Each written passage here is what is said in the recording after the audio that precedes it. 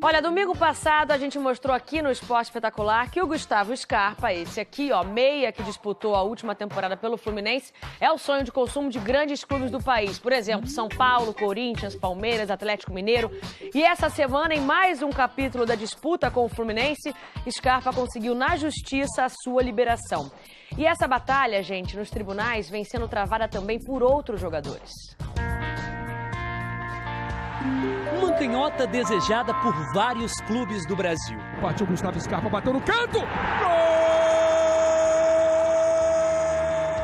Gustavo Scarpa! Que começou 2018 longe da chuteira e sem saber para onde vai no ano novo.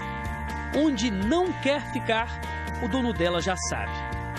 Gustavo Henrique Furtado Scarpa, 24 anos recém-completados. Se nas últimas temporadas foi notícia pelos gols e assistências de um talento inquestionável, atualmente está nas páginas jurídicas, na boca do torcedor. E todo mundo tem um pouco de culpa nisso, né?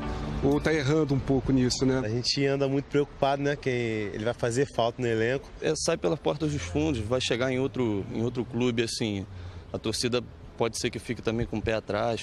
22 de dezembro, Gustavo Scarpa entrou com uma ação para romper imediatamente o contrato com o Fluminense.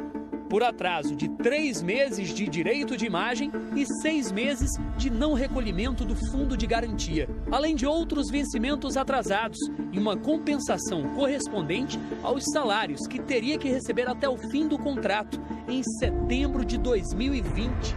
O Fluminense emitiu uma nota lamentando a postura de Scarpa por dar, segundo o clube, as costas a quem lhe abriu as portas. O Fluminense lembrou que no ano passado o jogador teve aumento de salário e finalizou dizendo que os pagamentos atrasados foram feitos. A confusão seguiu. No dia 8 de janeiro, a Justiça do Trabalho não atendeu ao pedido do jogador e solicitou mais informações dos valores cobrados pelo atleta. Quinta-feira, dia 11, a defesa de Scarpa conseguiu uma liminar que o libera para assinar com outro clube.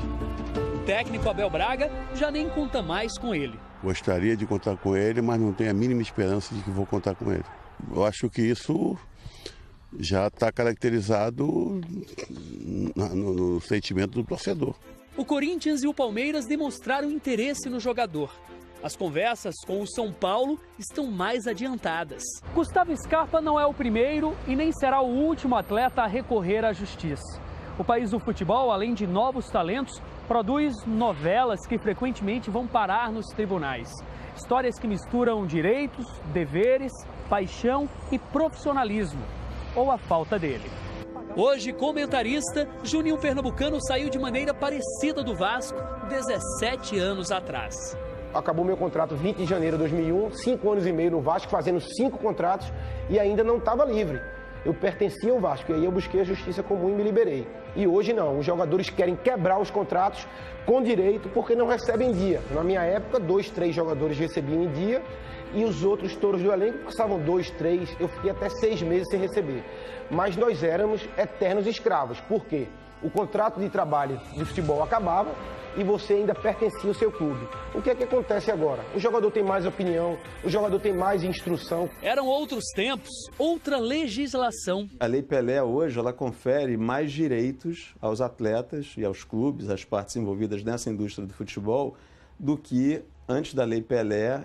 Há casos de jogadores que conseguem a liberação da justiça. Como o companheiro de Scarpa, o zagueiro Henrique, que também deixou o Fluminense por uma liminar. Há atletas que perdem a queda de braço, mesmo que leve tempo.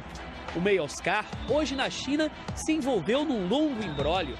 O São Paulo passou quase 3 anos para recuperar do Internacional os direitos federativos do jogador. O volante Luiz Antônio, hoje na Chapecoense, entrou na justiça contra o Flamengo, alegando atrasos. Não conseguiu a liberação. Teve que seguir no clube.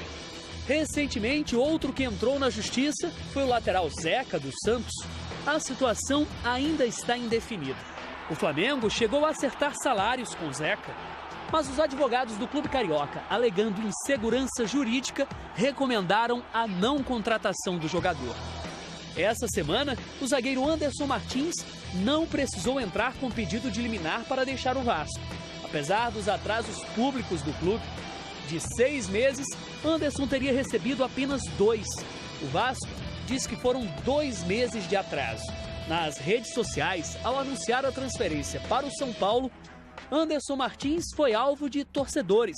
Mercenário, ingrato, consideração zero com a torcida. Dá para entender um pouco o torcedor fanático, mas a partir do momento que o torcedor fanático ele entender essa história do Anderson Martins, se ele é um pouco inteligente e um pouco humano, ele vai saber que é uma coisa normal que aconteceu. Na apresentação ao tricolor paulista, o zagueiro preferiu não rebater as críticas. Queria agradecer a torcida do Vasco. Sempre tentei honrar a camisa do Vasco, fiz todo o meu melhor, mas infelizmente as coisas não aconteceram. Saídas amigáveis são menos traumáticas. Saída jurídica, às vezes, a única solução. Para que as relações terminem bem, daqui para frente, só há um caminho: profissionalismo. Eu acho que uma gestão dos clubes, um cuidado maior no seu planejamento, de modo que eles consigam cumprir a sua folha salarial, cumprir o que foi contratado com os atletas, impediria esse movimento de tantas ações trabalhistas buscando liberação. Gustavo Scarpa pro Fluminense!